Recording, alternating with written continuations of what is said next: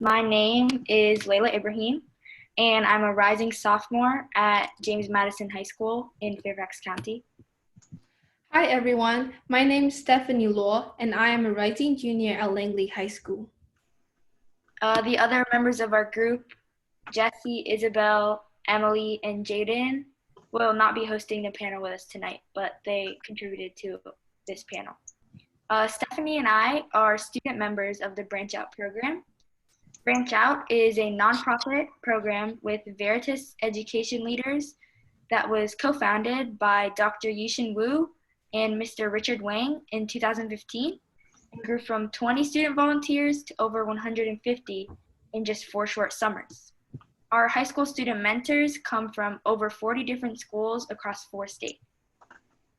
We started as a peer STEM mentoring program, working at the community centers, homeless shelters, and county summer credit recovery programs, and have expanded into a community outreach program to promote cross-cultural understanding by featuring community heroes, creating research articles, and organizing career panels. As an award-winning community engagement program, we have received an endorsement from U.S. Congress, including Senator Tim Kaine and former Congresswoman Barbara Comstock. Additionally, our innovator program won the U.S. Congressional App Challenge Award last year.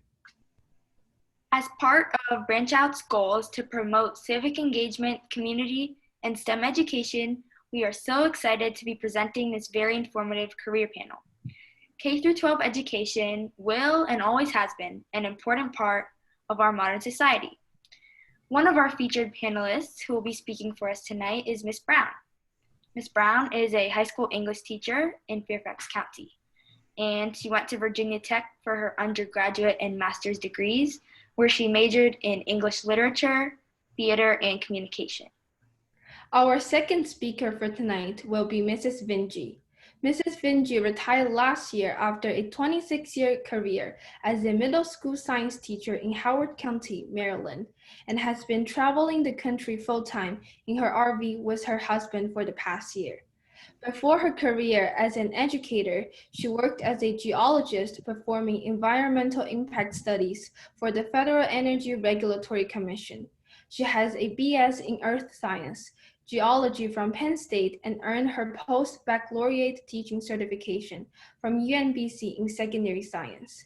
She has continued her education through many opportunities offered by organizations like NASA, Northrop Grumman, Boeing Space Camp for Teachers, and Keystone Science School. We are thrilled to have you with us this evening, and I'm sure you'll provide us with excellent information regarding K-12 education and teaching. Audience members, please feel free to type any questions you have in the chat for our panelists throughout the panel, and we'll have the opportunity to answer the questions towards the end. So, our first question for tonight is, what is or was the biggest challenge in your profession? Ms. Brown, you can start if you'd like. Oh boy. Well, those are different depending on, I think our challenges now, this coming year, are different from our challenges usually. The biggest challenge, I don't know if there's one singular biggest challenge.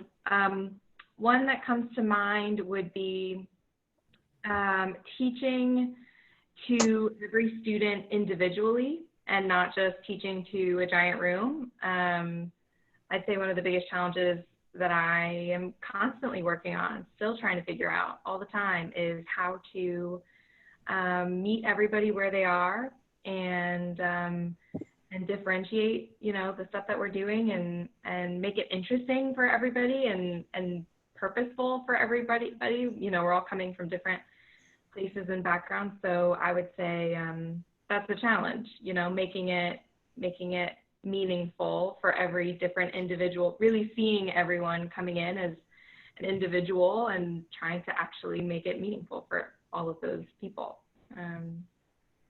Tricky. Ms. Vinje, what is your biggest challenge? Okay, I think my biggest challenge was time. Honestly, as a science teacher, I had lots of stuff that I had to get out and prepare and then put away at the end. Time for preparation, time for planning so that you could differentiate instruction, time for prep, cleanup, time for feedback to give each kid feedback on how they had performed or what they had done or what they could do better. So that was a big one for me. My other one is just technology constantly changing. Honestly, when I first started, we didn't have computers in the classroom. So just going through and learning, constantly learning new stuff for me was a challenge because it meant that every single year I was learning something new. And sometimes I was learning it with the kids as we were doing it. So for example, when we started, we went from old-fashioned note cards to using noodle tools. I was learning it the first year we did it. I'm like, hey guys, we're learning this together. So that was a challenge too. Yeah, I really understand how both of those things can be challenging. Miss Brown, you have to like adapt to the different challenges of each individual student. You have to personalize the lessons. And Miss Vinje, you have to like keep up with technology in science class. And now that we are in the pandemic, there's going to be a lot of new challenges, as Miss Brown said. So for Miss Brown and Miss Vinje, you can answer too, of course. What is the biggest challenge going to be with distance online learning in the fall? Layla, that is a great question. We are going to find out, I think. I mean, the one that is on my mind right now is relationships. Building relationships with students through a computer is going to be really tricky. And I hope, you were in my class. I hope you felt like relationship building and getting to know you was one of the most important things to me as an English teacher. And so trying to figure out how the heck that's going to happen, in these 80-minute online spaces where I might not even see people. I'll see their name. I have 150 new freshmen showing up to meet me, and that's going to be a challenge to get to know them and to because that's important, in English.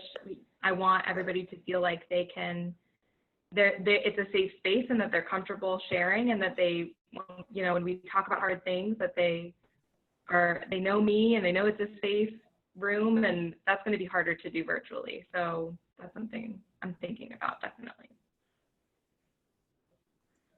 I would totally have to agree with that. I honestly don't know how I would go about trying to really get to know my kids when I'm looking at an icon or looking at just a picture of them or looking at a name, because names are tough unless you add that personality and everything else that the child is to go with it. So I would have to say that and doing science, because science is hands-on. I have no idea how I would really be doing it. And my friends are scrambling right now. They're trying to come up with, how they're going to actually do this. So yeah, as a student, I definitely felt the difficulties that we have to overcome under this pandemic. So no matter we are under this circumstance or in the classroom, what skills are vital to have as a teacher, or how do you use your strength in the classroom? Vinje, you want to go first on this one? Sure, why not? Again, I'm going to say communication. And one of the things right up there with communication is developing those relationships with your students and getting to know them so that you can figure out how your lessons will work best for them to learn. Being a good listener is an important one. Having a lot of patience is important. Being able to collaborate with other people. You're never going to work in a bubble. It doesn't matter what job you end up doing. When I worked as a geologist, I was working with a team. As a teacher, I had my teams. So I had my 6th grade team. I had my science team. So you're always collaborating with other people. I think that's a huge skill, that if you have difficulty with working with other people, it's going to be a problem. And then just being able to facilitate the kids so that they become more independent learners. I think I learned over the years that being more of a facilitator and teaching them how to think, or teaching them how to organize their thoughts so that they could retrieve ideas that then they could apply in another way. So learning to facilitate and being less of a stand up at the front of the room teacher, I think was kind of an important thing that I learned along the way. Definitely. You stole, I was going to say patience as well. I think that's my number one. I mean, not just because, you know, teaching is sometimes hard, but just, you know, patience with yourself as well. I feel like teachers are so competitive with themselves, and we feel like we are never doing enough. And I don't know, I'll show up one day with like what I think is the world's greatest lesson, and those are always the ones that bomb. And then, you know, something that was put together last minute is like everybody's favorite, and that requires some patience. I would also say multitasking, being able to juggle a lot of balls, because it's never just, you know, everybody thinks, I think, that they know what teachers do because everyone went to school and had teachers. And so everyone thinks that they're an expert on what that is. And then you become a teacher and you learn that what you saw as a student was like, oh God, a 1/100th of what's actually going on behind the scenes. So yeah, lots of ball juggling and lots of patience would be my two. Yeah, I think those are all important skills to have as a teacher, and also just important skills to have in life, because you have to like be able to work in a group. You have to juggle multiple tasks in whatever job you get. And yeah, it's really important in teaching as well. And yeah, so did you decide to become a teacher because you already had those skills, or did you sort of gain those strengths while you were teaching? Miss Vinje, you can go first. I'm going to say, because I wasn't a brand new teacher right out of college. I worked and I had 3 children when I went back to school to become a teacher. I probably had a few more of those skills already, because juggling 3 little boys and going to school full time, that was a challenge. So I think I probably came into it with more of those skills because I had a little more life experience under my belt. I did not. I came in right from college and learned it as I went. But I think the reason for becoming a teacher, I don't know if I have like a great answer. I mean, my mom was a teacher. I feel like often you hear teachers had a parent or someone in their lives that were teachers, and I certainly fall into that. I spent a lot of time in her classroom just as a kid, and I think it felt really normal to be there. And then went to college thinking I was going to be like, I don't know, I was going to be a wizard. I don't know, like something cool. And then and every path kept leading me back to teaching. Like everything I did, all my classes, my jobs when I was in college, I just sort of gravitated towards hanging out with kids and reading books and talking about them. So I think it just became, it wasn't chosen as much as just was the thing that I felt like I should do. Yeah, I was actually never going to be a teacher. My mom and my dad are both teachers, or were teachers, and I thought they were awesome teachers, but I wanted to go into earth science. I was heavily into the environment. I wanted to save the world. And then I had 3 little people of my own, and I had to make some parenting choices. And my choice was to choose a profession that would allow me to spend my summers and all vacations and breaks with my children while they were growing up. And lo and behold, I get into a classroom and I find out I actually loved it. So, you know, I stuck around.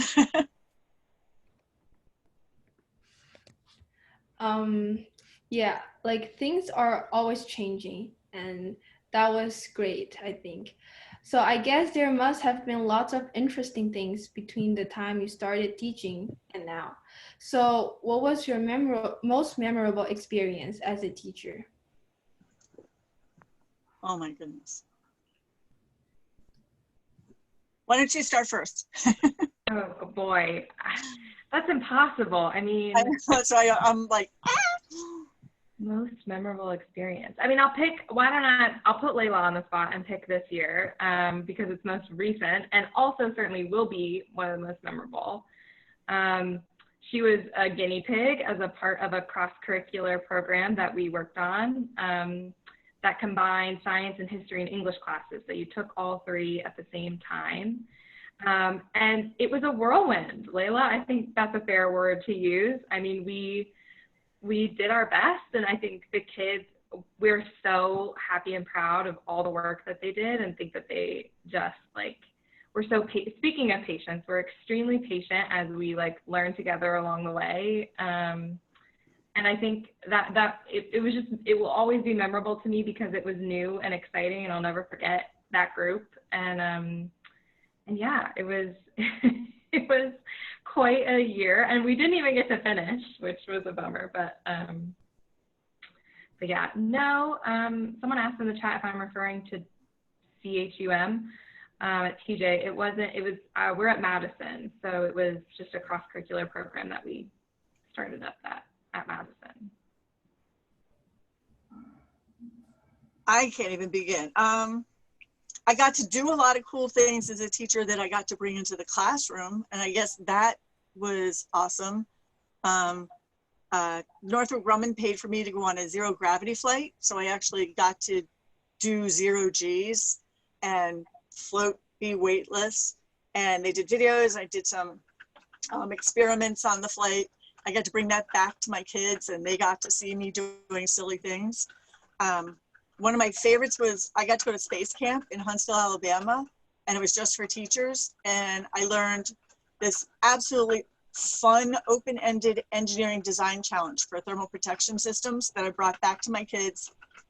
That was not part of our quote-unquote curriculum, but that incorporated all the ideas of our earth science curriculum, but they had to combine them together and then apply them in an engineering design challenge. And one of my favorite things was watching my kids collaborate, sometimes terribly, sometimes fabulously, or working through their challenges so that they were finally working as an effective team. And then trying designs and making mistakes and figuring out what was going wrong and trying again. And those aha moments when they would all of a sudden say, oh, I get it, I understand it, or oh, what if we try this? So watching the little light bulbs go off was incredibly rewarding. Yeah, I get how having those sort of unforgettable experiences are pretty amazing because it gives you an interesting story to tell, and it can change the way you teach in the future if you bring up that experience. So speaking of the future, what are some things that you do to ease your students' transition from middle school to high school, or just prepare them for any future challenges they have to face? Question. I think that one thing, and I'm just referencing you all the time, but we talked about this a lot last year, was not just working on the content of class, you could have read The Martian, you could have not read The Martian. Ms. Vinje, you might have loved actually that we read The Martian and talked about science. But more so, I think the stuff that's going to carry, this is don't tell the other English teachers I'm saying this, but I think even more importantly, the stuff that's going to matter and carry with you and help you is all those other skills that you learn along the way, like how to advocate for yourself and how to organize your time and how to, be a collaborator and work professionally with other people and be kind. I mean, those kinds of things, I think, you can read the short story and absolutely it matters, but but like the little lessons and the little skills along the way, I think are some of the best things that we can continue refining and working on, regardless of whatever career you end up in. I think a lot of that stuff matters. I think one of the things that I think is important in a classroom for getting kids ready for the future is to let them make mistakes and to make them know that it's okay to make mistakes. In fact, that's how we really, really learn. If we make a mistake and we learn from that mistake, that's that metacognition that's making that person become much more of an independent learner. And, you know, I always say, you know, you need to like fail often and early in order to succeed sooner. And the more mistakes you make early, the more you learn from those mistakes, as long as you don't keep making the same one. So offering them lots of opportunities and in a safe situation where you're not, you know, your grade isn't getting, you're not getting penalized because your design stunk or whatever. But giving the opportunity to do it and follow a process. And by learning how to do the process, so much of the scientific method engineering design cycle is real world. I mean, it really is. So collaborating together, having meaningful conversations with their peers that are applying the science that they were using. And once they start getting the idea of doing that, they can carry that over and do that in the real world too. Mm-hmm. Yeah, I'm like myself are trying to adopt these skills, and then both in school or like any aspects of life. So our next question is, do you or did you sponsor any extracurricular activities? If so, how do you provide support for the extracurricular activities that you sponsor? I don't currently sponsor any in particular, although I have worked with the theater department while at Madison at times. Last year, not as much. And I think the hardest thing with that is that, like, especially for one, like, well, really any extracurricular, but especially the ones that are, you know, practicing and rehearsing late into the evening, I think Ms. Vinje's point about time becomes a challenge again. Like, you know, if you're there at 7 a.m. and then you don't leave until 7 p.m. after a longer day, it's harder to balance that time and to be good in both spaces, to be ready for class the next day, probably. And, you know, it's a really useful lesson, just like it is as a student, to be doing some of those extracurriculars full time and then being expected to be like 100% as a student in class too. So that's something I've learned so far. I think I ended up sponsoring things that I had an interest in, like almost exclusively. So early on, we did country line dancing. We had a whole bunch of kids doing country line dancing after school. I did outdoor ed I organized it for 10 years, which was 3-day, 2-night camping trip with anywhere from, depends how many sixth graders we had that year, from like 260 to 320 kids and their parents, which tell me was an undertaking. I sponsored our green school so that we could get our green school certification, and mostly just because I wanted our school to be more green, which was sometimes a challenge because our building was an older building that had been retrofitted numerous times, so that was very challenging. I did Food on the 15th, which was actually our 6th grade service learning, where we adopted senior citizens in our community who were diabetics, and every month delivered appropriate food to them. And we got a bus service to donate the bus, and our kids got to actually physically deliver the food to our seniors. And then I got wrangled into Science Olympiad too. So a little bit, but it was all things that I had a personal interest in. And I think it's important that if you didn't have a personal interest in it, you probably wouldn't have wanted to put the time in, because you're definitely not paid for the time that you put in for it. This fall, I was supposed to be an international club officer, but I don't know if it's going to happen anymore. But yeah, I really appreciate the teachers that help out with extracurricular activities. So thank you guys for doing that. The next question is pretty tough. What is your most important duty as a teacher? What do you think? Pretty hard. Yeah, that one's tough. Most important duty? I guess to be, I mean, I'll pick one.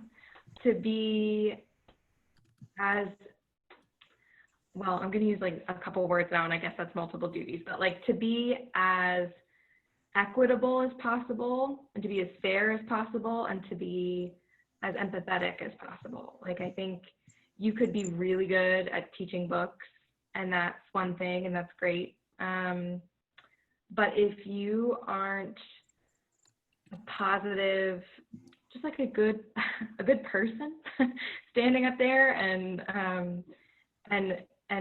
being fair, like grading fairly, and you know, making sure that you're taking on the responsibility of just providing as much equity and respect in your classroom as possible, I think then a lot of the like other stuff could go out the window. I think probably, now that I've thought about it, providing a safe environment to learn, knowing that when they come into your classroom, that you're not going to tolerate anybody being not nice. Like, I had exactly 2 rules. Think before you act, be nice. And if somebody wasn't nice, the wrath of Vinje would come down upon them, which is not a good thing. But we practiced being nice. We practiced being polite. And if anybody had an issue, I really hoped that they would come talk to me about it. And most of the time they did. So that safe learning environment where it's okay, again, it's okay to make mistakes because that's how we learn. Yeah, that was great insights. So our next question is, how was teaching industry changed over the course of your career? Ms. Vinje, that one's mostly for you, it sounds like, because I was gonna say, that sounds like me. All right, so when I first started teaching, we walked uphill both, no, I'm just kidding. We had 0 computers in the classroom. We had no internet in our part of the building. They had it up in the office, I think. We had horrible textbooks, so I spent a lot of time just coming up with my own lessons. Did a lot of hands-on, but we had to, like, again, we were always strapped for money. So I would use 2-liter soda bottles and cut them off and use the tops for funnels and the bottoms for buckets, containers. So went through that. And then technology started creeping in. And over the years, it's sort of, in some cases, took over. So where we used to do note cards with 3x5 cards, now we do it on Noodle tools. And things like collaborating and writing, you know, get a Google Doc and they can collaborate much easier than they used to when we had to have, you know, paper and pencil and hand it back and forth and scribble over each other's writing. So that part, I like the new technology part. I went from overhead projectors, which are really loud, to a projection device. We didn't have televisions in the classroom. The announcements were over the ceiling. And later on, you know, we had the TV that did the announcements in the morning. The devices, I think that's the thing that kind of got me the last couple years, because our students were allowed to bring their devices to school and they could have them in the classroom. And I found that they were almost more of a distraction. I had a place for them to park theirs and the door when they came in. And I would see kids like looking at their phone to see if it was doing something, or them bring it in. And we use them appropriately. I was trying to teach them to use it appropriately. But the the intrusion of personal devices into the classroom, I think, was a huge game changer at the end there. There was a lot of differences between school as I know it right now. And we even had dittos when I first started teaching. And you guys probably don't know what a ditto is, but What's a ditto?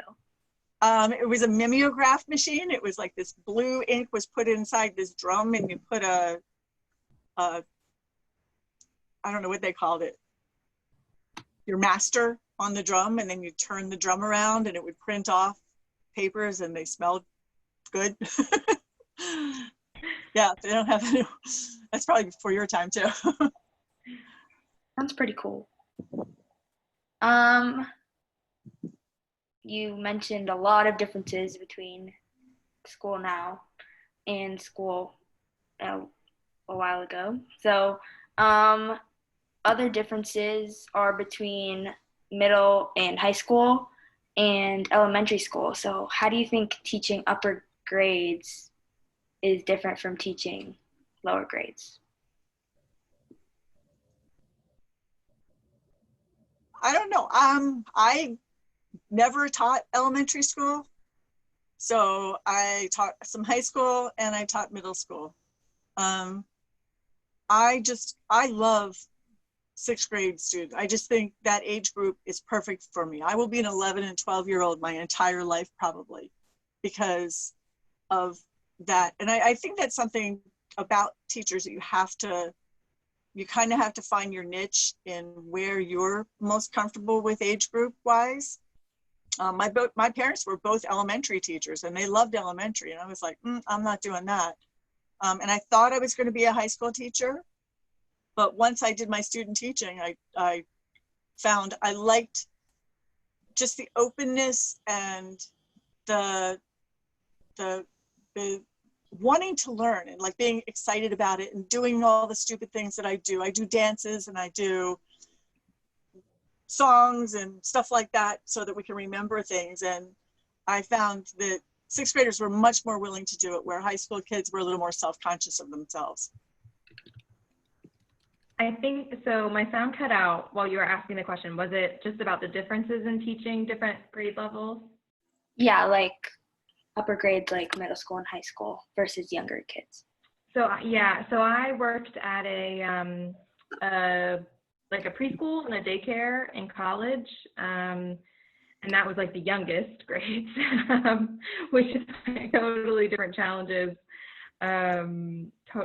Just like a totally different animal. And I definitely prefer high school. I have had all the different grade levels except 11th, so seniors and freshmen at the same time, which is weird, having like adult men walk into my room and for one class and then like tiny boys walking into my classroom for another class. That's been funny at times. But yeah, I mean, it's been, I love, certainly the older groups are more my style. I totally agree with like finding your niche and sticking to it. I think they're just different, like totally different challenges at the end of the day, depending on the age. Yeah, so like for myself, I feel like it's pretty different from middle school and high school. And then I think it is like much more stressful in high school and we have a lot of work we have to do. So next question is, what student pet peeves do you have? Student pet peeves. Like, what do we hate that students do? Yeah. Try to sneak their phones into their desks and sneak looks at them when they're not supposed to. I guess, I mean, there are like big ones like cheating, plagiarism, but I don't know if those are pet peeves. Those are just like, please don't do that. Maybe like, oh, I've got one. When, especially in high school, when students have their parents email them for me, that is a pet peeve. If you will get so much further with me if you send me that email or you come talk to me yourself than if somebody else does. Makes sense. We have a question from the audience. What suggestions do you have for introverted students who want to build a relationship with their teacher?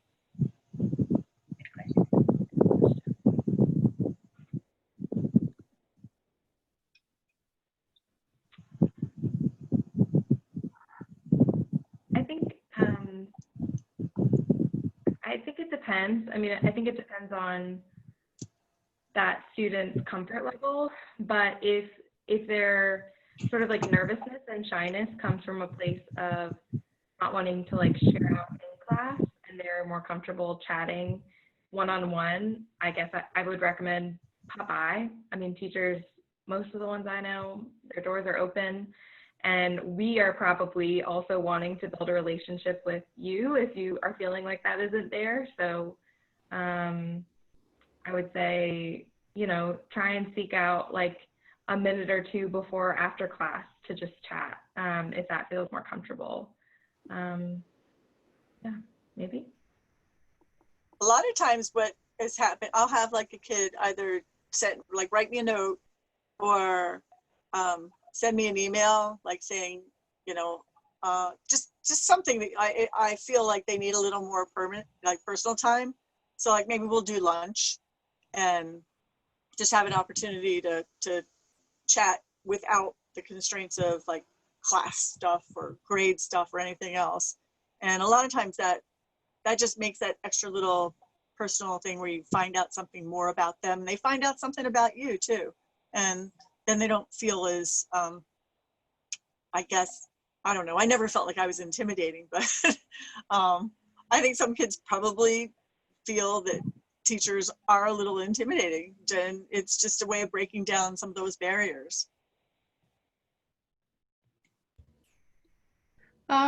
Yeah, so I think I am an introvert, but I do like talking to teachers. I feel like I'm like getting a lot of information or like learning from others. So why do you decide to teach the subject that you do?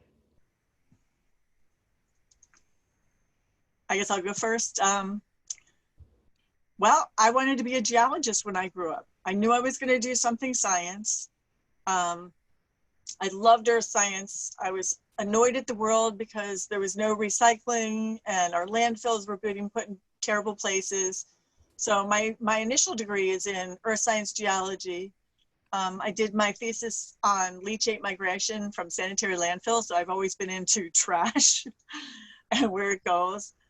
So when it came time for me to think about being a teacher, I actually became a teacher because there was a Krista McAuliffe scholarship available in the state of Maryland, and it was for earth and physical science teachers. And that's when I was like, huh, I could do that, I think. So I applied for the scholarship. So that's how I actually ended up becoming an earth and physical science teacher in Maryland. And I was supposed to do it at least 2 years, and I stuck around for 26. So I just have a passion for what I do. I love earth science. I think weather is fascinating. I love geology and love sharing that.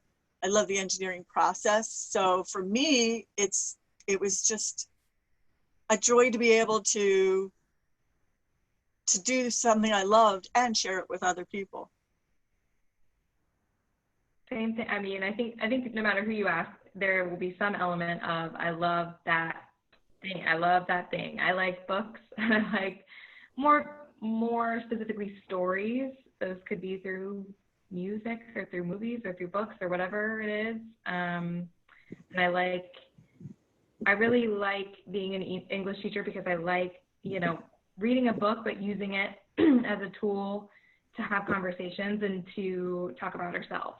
And I just, you know, I love sitting in a room and hearing people talk about themselves and think about things differently. And I felt like the best place to have conversations all the time and to talk about big topics and to practice writing about those things too, was in an English room.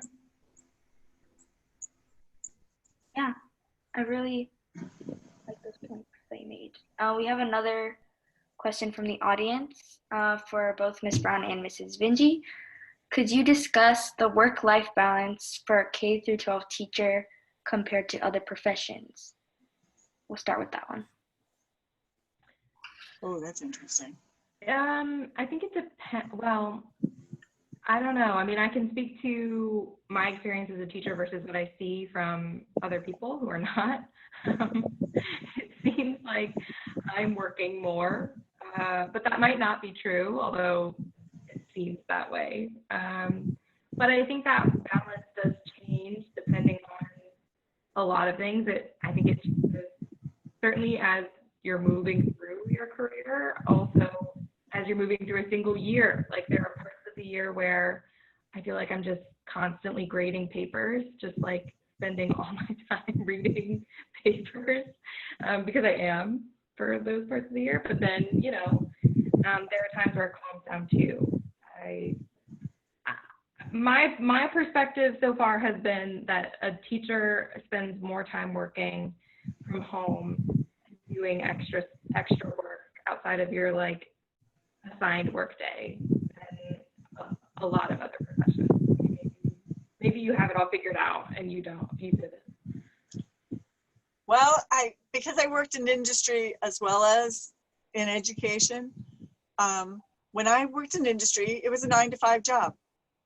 9 o'clock I got there, 5 o'clock I left, everything stayed there. My problem was because of the job that I did, I had to travel to go visit the sites that we were doing studies of. So that meant I would be gone for 2 weeks, but I was paid that whole time too. So, you know, but the being away traveling part for business was difficult raising small children, which is one of the reasons why I became a teacher then. But you know, I think that I always had something in the back of my head. And I think as a teacher, what happens is you're walking around and you're always looking for ideas to inspire you. So your brain never quite turns off, like your teacher part. So you're walking around and you'll see, like I'll see a set of rocks, or I'll hear a song, or I'll watch something happening and I'll be like, oh, I could so use that in a lesson. And so that part of me kind of like never turned off, and I still find myself doing it, which is weird. But that part, and what I did learn as time went on was that as my students made, like especially for science, for writing, there's a lot of writing, and I would have them do multiple iterations and use the whole writing process and editing so that by the time I saw it, it was supposed to be their best copy. I didn't want to see all the iterations in between. So to me, that actually made my life easier. And, but yeah, I got better at not bringing so much work home, but I still did.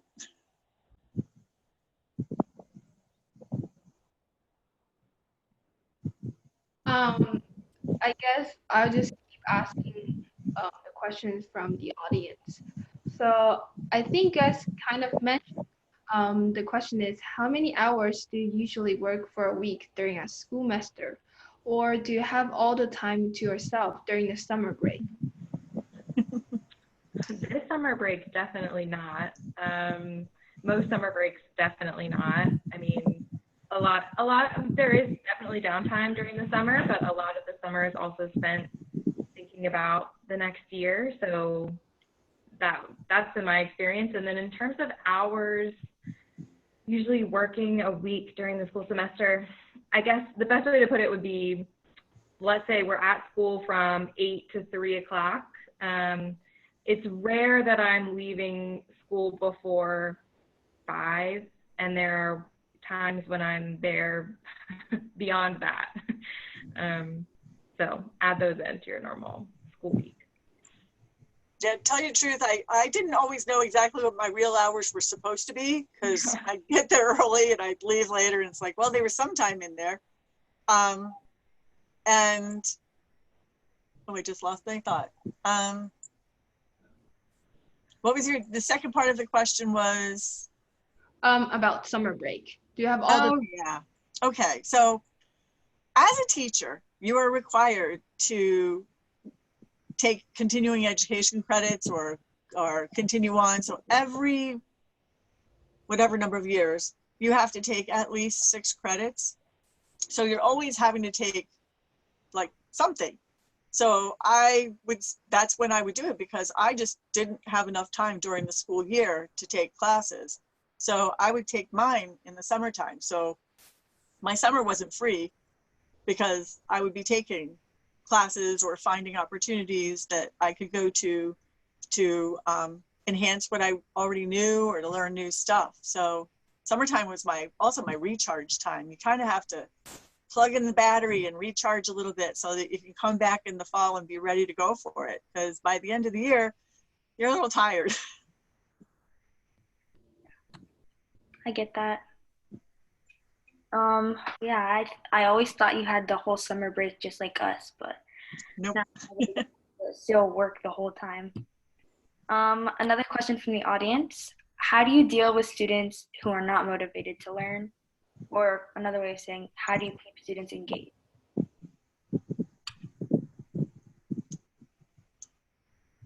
I think one of them maybe is that I found is that if it's that relationship piece again, that students, and I think everybody is like this, that like I as a person am more interested in the material that someone's presenting to me if I like that person and if I respect that person and if I'm interested in listening to them. So my first route would normally be trying to get to know that student and build a relationship with them and try to understand where that lack of motivation is coming from, because it can be a lot of different places. Some of them, it could be a lot of things. We don't know what's going on. So trying to understand and trying to build a relationship, because the more that they see things that, that we care and that we're passionate about what we do and we just want them to jump in, I think the more success I've had anyway. And I agree.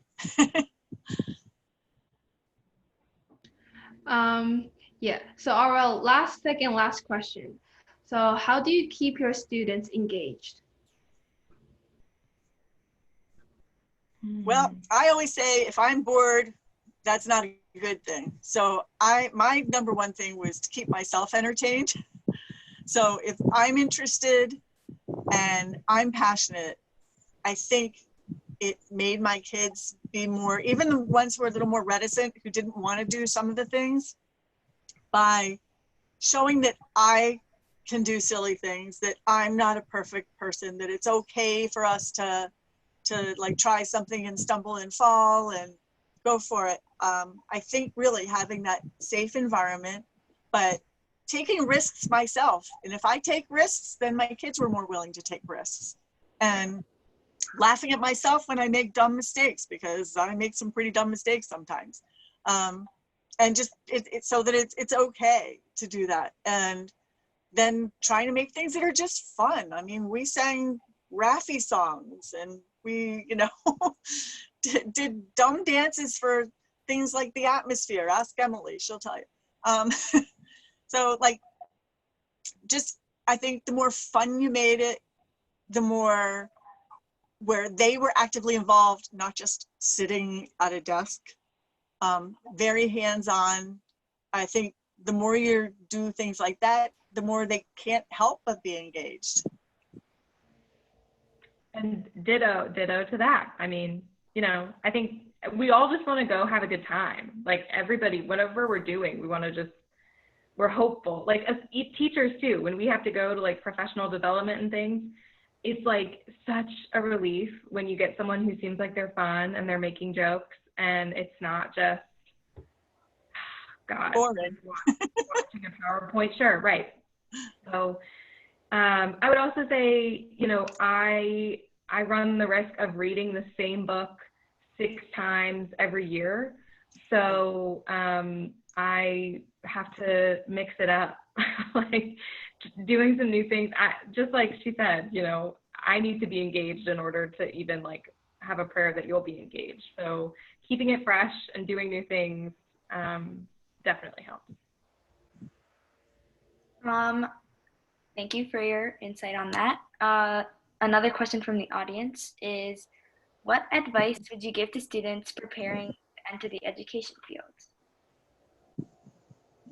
I know what piece of advice I wouldn't give, because it's one that I got constantly and only found annoying, which was not to do it because you won't make any money and no one respects you, and et cetera, et cetera. Everybody told me to not to do it. And I say, forget those people.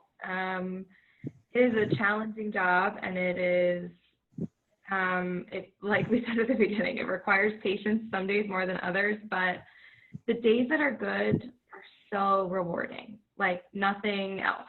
I mean, just some of the best stuff ever. So I would say just put your patience hat on and jump on in, because it is worth it. It really is. And I think my advice would be, get into a program that's going to have you in a classroom right from the beginning. I had too many friends who I knew from college first time around who were education majors who really didn't get into classrooms and start really feeling what it's like to be on the other side early enough, and ended up finding that by the time they got to the student teaching part, which was at the very end, that they were like, wow, I really don't want to be in charge of a classroom.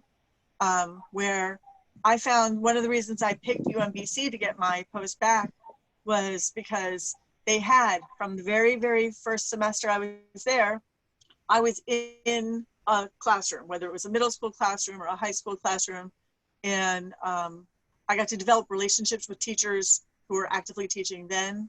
I found my one placement for my one high school student teaching, because I had just gone there for an internship kind of thing, where I was in like a half a day a week, helping with stuff, doing things, you know, stepping in. And I realized then, hey, I can do this. And I really wasn't sure before that. I really didn't know for sure. So I would say get into a classroom, a program that has you in the classroom earlier rather than later. Thank you, Ms. Brown and Mrs. Vinje. That was such valuable advice and insight. So I think we have 4 minutes left. At this point, if any members in the audience have any last-minute questions or clarifications for our panelists, feel free to type them in the chat box, or we'd like to get into the conclusion part. Someone asked me privately, what is the best form of discipline without being too harsh? You want to take this one? Me? I mean, I can take it if you want to, or. Oh, go for it. Go for it. I just expected, you walked into my room and you're in my kingdom, and you live the way we live, and our rules were think before you act, be nice. And we just lived it. And very rarely, I mean, I can't even remember the time I had to like seriously discipline somebody. But very rarely did I have to like pull somebody out in the hallway and talk about their behavior or anything else. It was almost always just, these are the expectations. So I think setting expectations from the very beginning, and then just expecting it. And I don't know, it worked for me. Yeah, I mean, I don't know, Layla, maybe you should tell them, did I like yell a lot? I don't think so. I mean, I guess it's real, to me, it's just like that, maybe I'm just like too mushy, but if you all have a mutual respect for one another, for the most part, I think things are okay. And, you know, there's the occasional time where conversations have to be had, but I think where teachers lose is when yelling.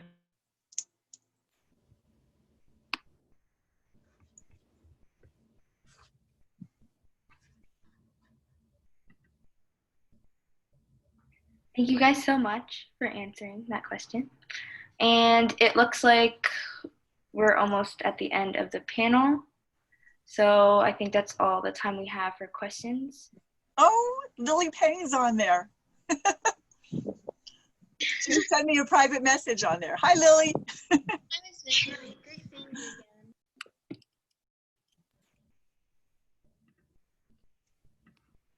Okay, hi Lily.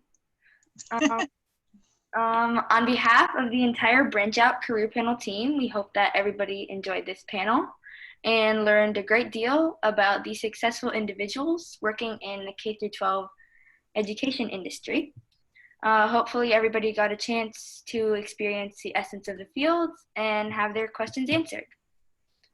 Again, K-12 education has been a vital part of our daily lives and will continue to be for generations to come. We are extremely appreciative of our panelists, Ms. Brown and Mrs. Vinje, for their time and for giving us such great insight into this field. We'd like to thank our audience members as well for making this panel so great and asking some wonderful questions. To learn more about BranchOut and all of our future panels, please check us out at www.velbranchout.org or like us on Facebook at Veritas Education Leaders. Stephanie will type those names in the chat in case you didn't catch the spelling. And we look forward to seeing you at our next event. Thanks so much for coming, everyone. Thanks for having us. Yeah, thanks, Layla. It was nice meeting you. Yes, you too. Enjoy your pizza.